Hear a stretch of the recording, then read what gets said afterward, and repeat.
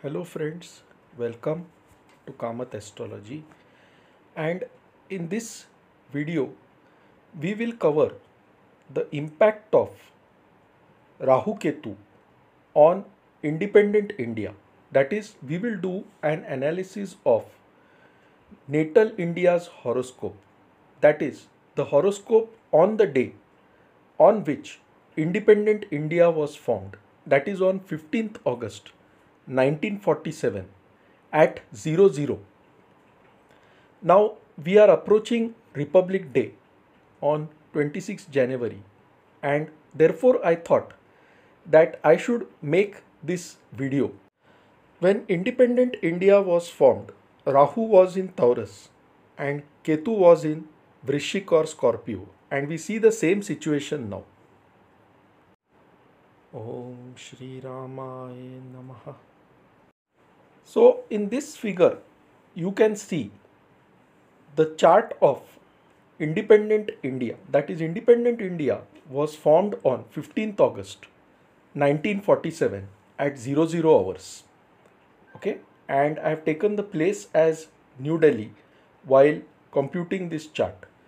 So you can see that for independent India, the ascendant or the Lagna is the sign of Taurus, where the planet Rahu, indicated by the letters Ra, is placed.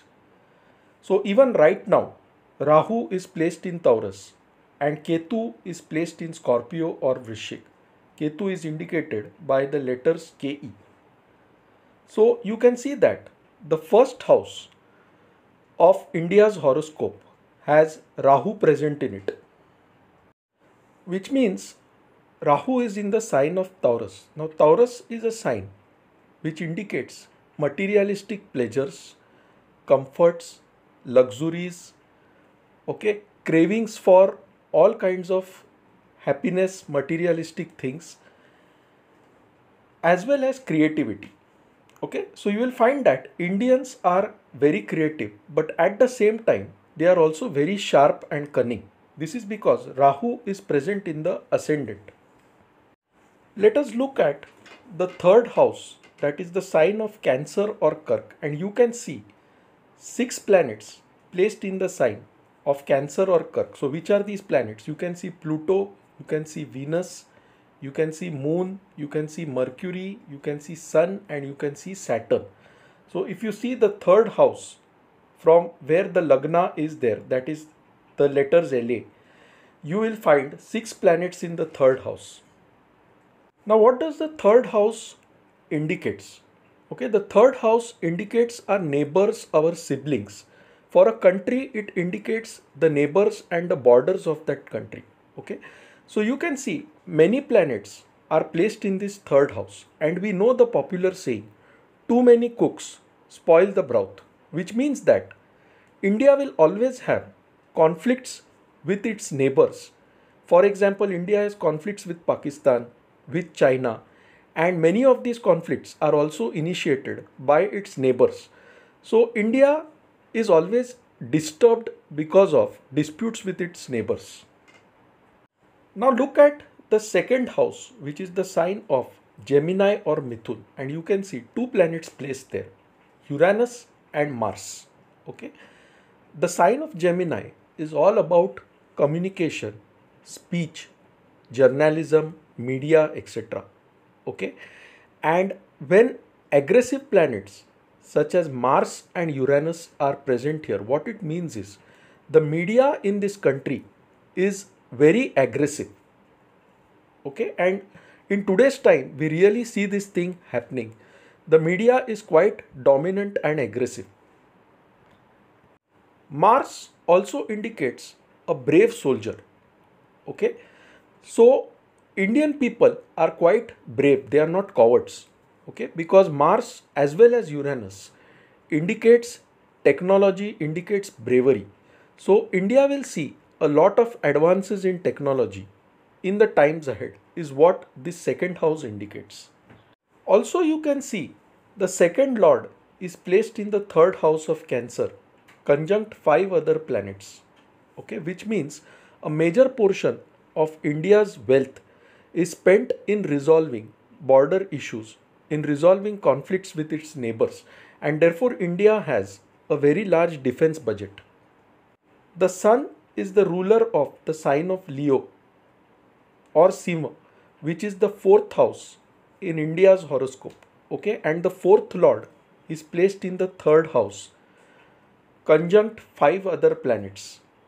Okay, and one of these planets is Saturn. So, what it indicates is we will have a lot of disputes with our neighbors, with the neighboring countries, and this actually causes a lot of problems in the country.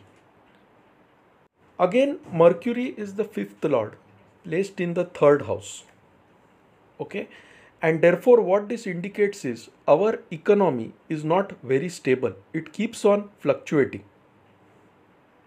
Since the Sun represents the government, okay, and Saturn represents the justice system, and you can see both Sun and Saturn are conjunct to other planets such as Pluto, Moon, Mercury, and Venus, okay, which indicates that India will see dramatic policy changes over a period of time. There will be a lot of conflicts, lot of disputes, which result in a lot of policy changes in the government as well as the judiciary.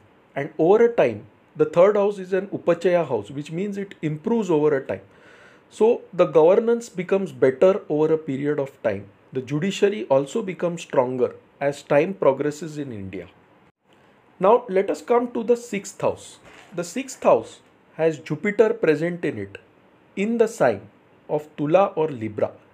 Now Jupiter represents religion, he represents our belief system, he represents our faith, he represents our optimism, and sixth house represents diseases, loans, disputes, conflicts, etc. So in India, you will find that there are a lot of disputes over religion.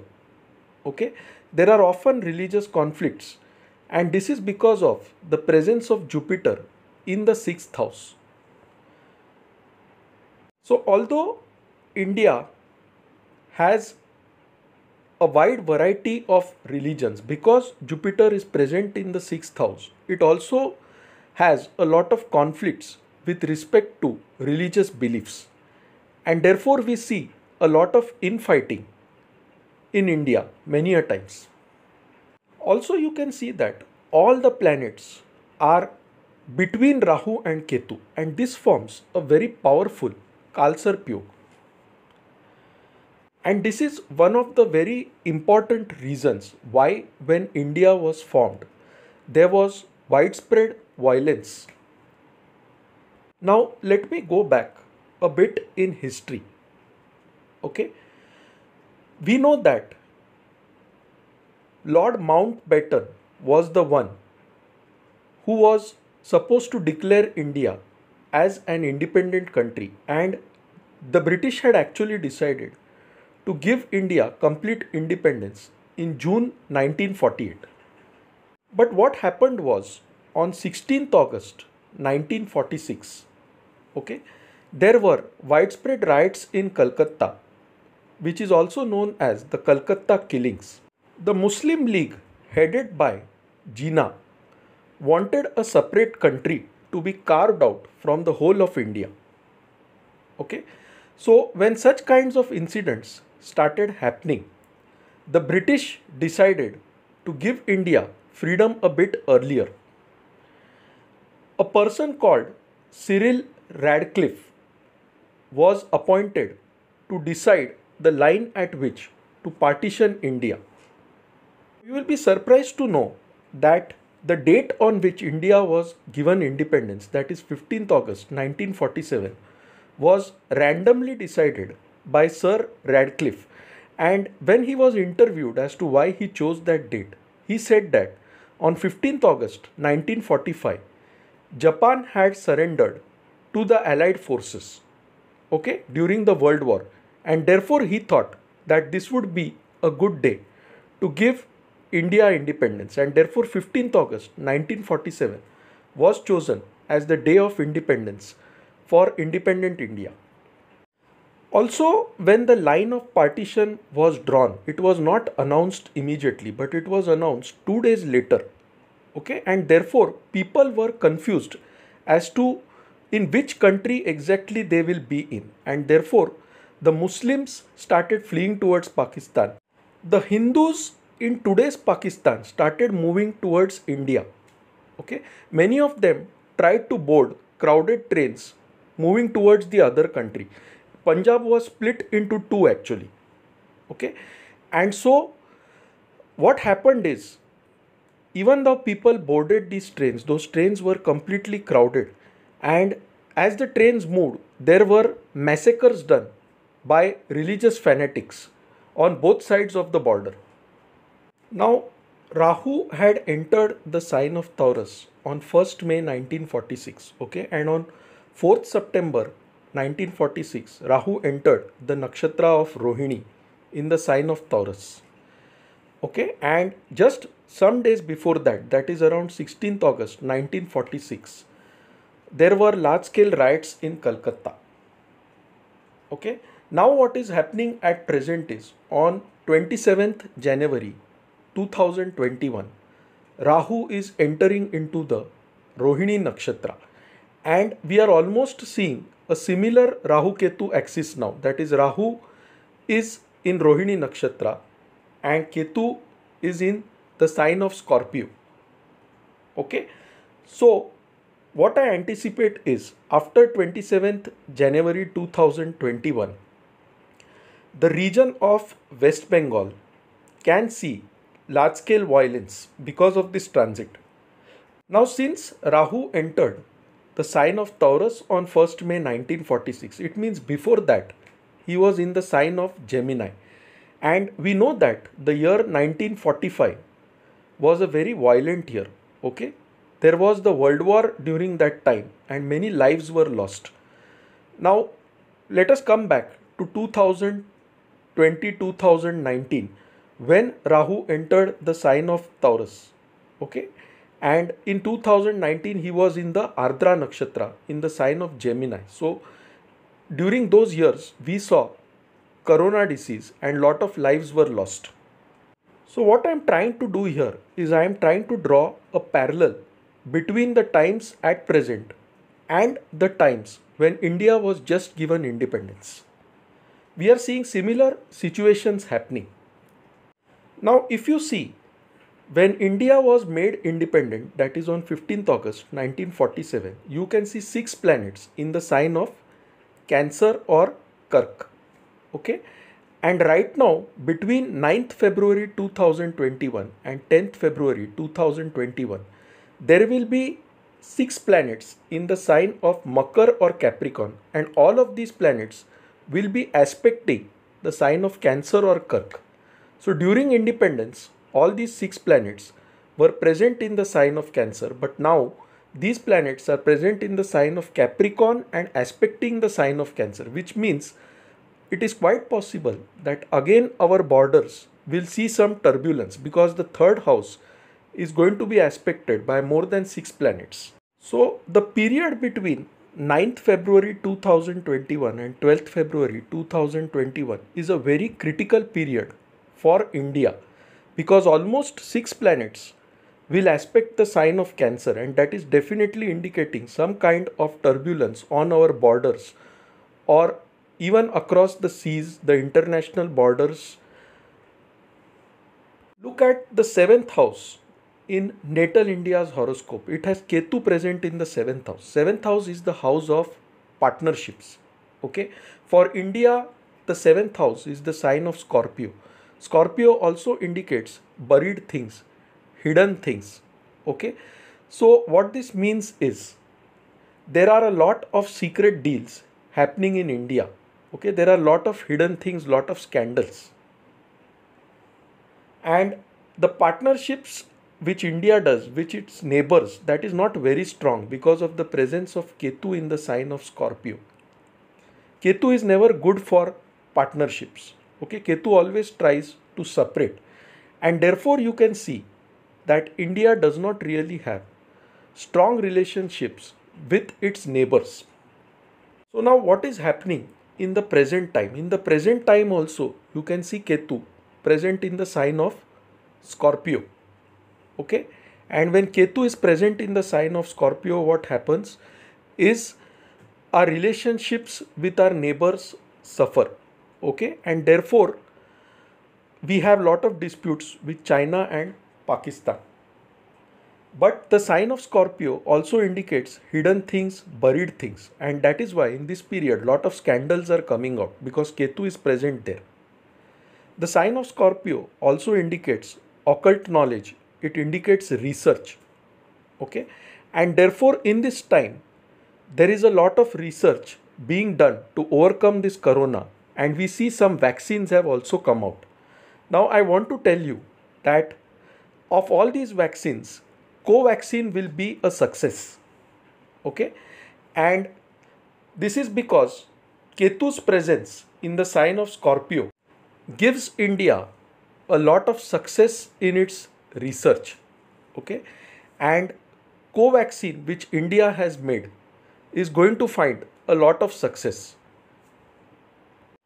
Right now in transit, Mars is present in his own sign, that is in the sign of Aries, and he's aspecting the sign of Cancer. Okay, so India's borders will be protected in a big way by its armed forces. Any wrong action by its neighbors will be thoroughly retaliated by our armed forces because Mars is present in the sign of Aries. Mars indicates the soldier, the army, the navy. Okay, and Mars's fourth aspect is always a protective aspect. However, Mars puts his seventh aspect on the sign of Tula or Libra.